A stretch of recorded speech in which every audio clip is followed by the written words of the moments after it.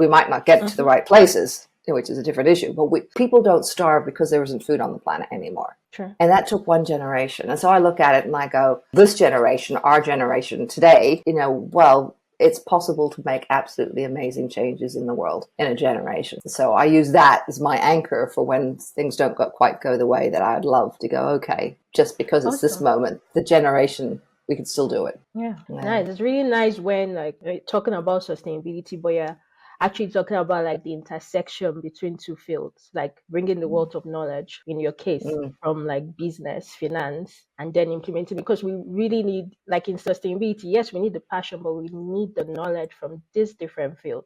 Where I bring from engineering, you bring from business. This is how we solve our problem. So you said you were in the corporate world, then you went into business, and of course you always had like the sustainability background from your father. So did you now later on set up a separate business that included sustainability, or you just included it in your like current economics and finance business? At first it was pulling it together, pulling these things together in my head. And one of the gaps that I found just as I was getting myself back up to date was there was a whole body of knowledge there, but there was nothing that was written for company directors, for like really senior people who have that top responsibility. There was a lot written from the point of view of, as you said, like an engineer in sustainability or a communicator in sustainability. If you're a company owner, what does this mean to you in the language and responsibility you have as a company owner? Or, if you're in a really big the C-suite and board, or if you're running your own business, what does it mean? Because this is directly linked to what you asked.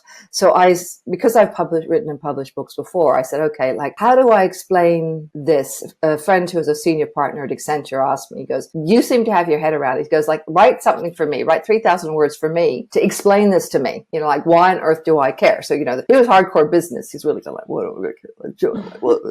And I go like, oh, come on.